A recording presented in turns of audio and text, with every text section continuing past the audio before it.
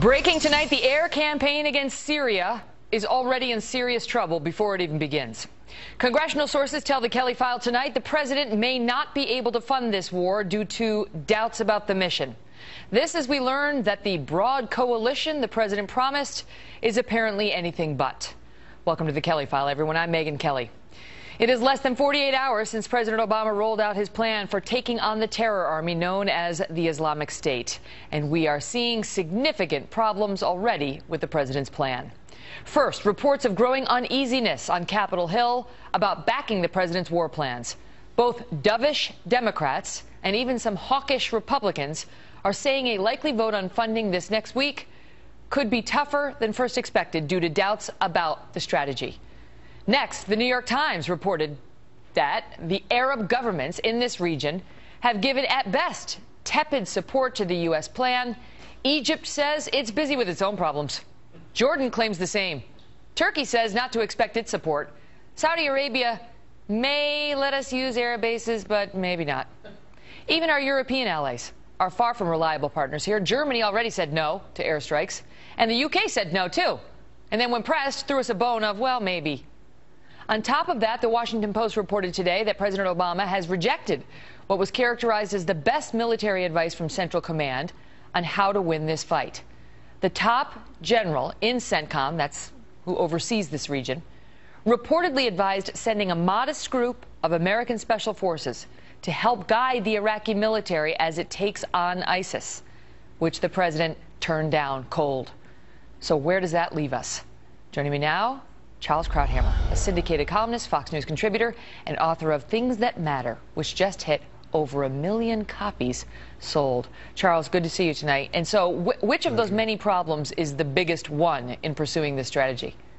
Well, I think the entire strategy, which stands on these three legs, is really in trouble. He can't get congressional support. I suspect in the end, if he makes sort of an ultimatum, Congress is not going to want it to deny the president. But you can see how weak his support is. And the fact that he isn't asking for authorization is because Democrats in Congress, especially those who are running for re-election, are begging him not to make them cast a vote in favor of war. That's how tepid is his support there. The real issue among the allies, the so-called broad coalition, which is a complete farce and fiction, is Turkey. Turkey is right next door to Syria. If you had an air campaign, you want to have it come out of Turkish air bases, and in fact, Turkey is a part of NATO. Turkey has said no use to the air bases. They are not on the fence. That was probably the most important element in this whole thing.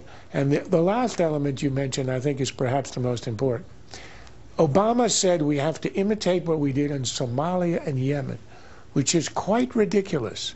Somalia, we've had 2 airstrikes all year. He's going to defeat ISIS, which his own administration is calling a threat unlike any we've ever seen, with 2 airstrikes, drone strikes. That doesn't apply. The only thing that applies is the initial campaign against Afghanistan 13 years ago. And that was a small contingent of special ops on the ground who guided in the bombers, the planes above, that was us, and worked in coordination with the local troops, the Northern Alliance. Within 100 days, the Taliban government had been destroyed and defeated. That's the only thing that's going to work with ISIS. And if Obama turned down the plan you mentioned is the one that most imitates Afghanistan. Special ops on the ground, American airplanes in the air, local infantry. If he turned it down, that does not bode well. How are we going to do this if Secretary Kerry, who's now trying to, gin up support and is suggesting that not to worry, I've got some sort of support from 40 countries, but we don't know what it looks like yet. But if he doesn't gin up actual military support for the U.S., how are we going to get this done? We can't. And that's what makes the boast that the president had we're going to lead a broad coalition. Yeah, a broad coalition of countries holding our coats and issuing statements. You remember how Democrats ridiculed George W. because he went in alone into Iraq? According to the U.S. Army, the Center of Military History, George W. had 38 allies with boots on the ground, amounting to more than 25,000 allies on the ground with us. Obama, as of today, has 0, and there are very few prospects of any allies contributing anybody on the ground, and thus far we haven't heard of anybody even helping us in the air. When you talk about the UK saying, no, we are not going to help with the airstrikes, and then David Cameron walked that back to, well, maybe, but the UK isn't even going to help us, Charles. I mean, the prospects don't look very good for help. And that, I think, the UK, as you say, really is the litmus test. They were with us in Afghanistan. They were with us in Iraq, thick and thin, when things were really bad. Why not now? And here they are. Well, I think the real issue here is this. You've got a president who's ambivalent, president who clearly is reluctant, a president who obviously does not want to do this, a president who took us into Afghanistan with the surge, tripling the number of troops, and he's in Afghanistan, he decides to go for it, and in the same sentence where he announces the surge, he announces a withdrawal date, which totally demoralizes our allies. A president who goes into Libya leading from behind and then leaves immediately, and it falls into chaos. They see a president who does not commit himself to win or to succeed, only to go in and to get out. And if you have to command your armies, whether it's a British Air Force, a Turkish Air Force, or any of the allies on the ground in the region, you say to yourself, am I going to follow this man into battle, risk my troops and my support at home for a man who clearly is not committed to this? That's the issue. It's a lack of confidence in the president, who draws a red line, then walks away and pretends he never drew the red line at all. And then if we go over there, essentially by ourselves, without serious support from any Muslim country, are we stirring up the same hornet's nests or more hornet's nests than we started with? I mean, this is so bad that it's become the fodder for comics, including those who are normally very supportive of President Obama. I'll give you the following example from Jon Stewart. I'm going to need to see this on the big board. Is that, okay. That looks awful Christian-y. It's got a little bit of a crusade vibe. I hesitate to ask this, but can a brother get an ottoman up in this bitch? It only officially includes one Muslim nation, Turkey. We only needed one, baby. Cover supplied. Any suggestion that Turkey is well on board for any sort of military action may be a problem for Turkey. Why Turkey? I mean, but the point is well taken, is it not? Look, I suspect that what will happen is this.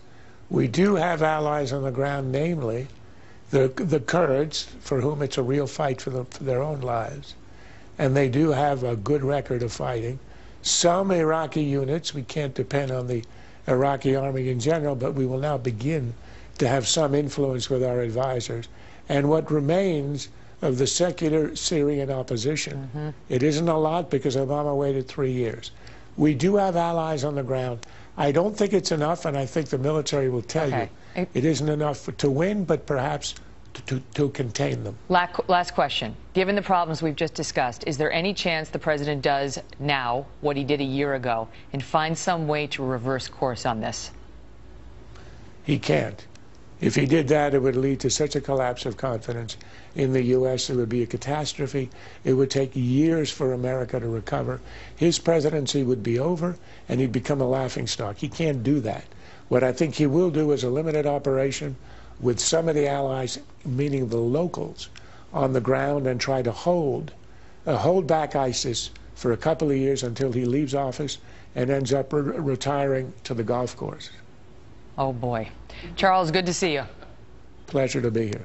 Up next, an innocent college freshman murdered. His confessed killer says it was revenge for U.S. policy toward Muslims.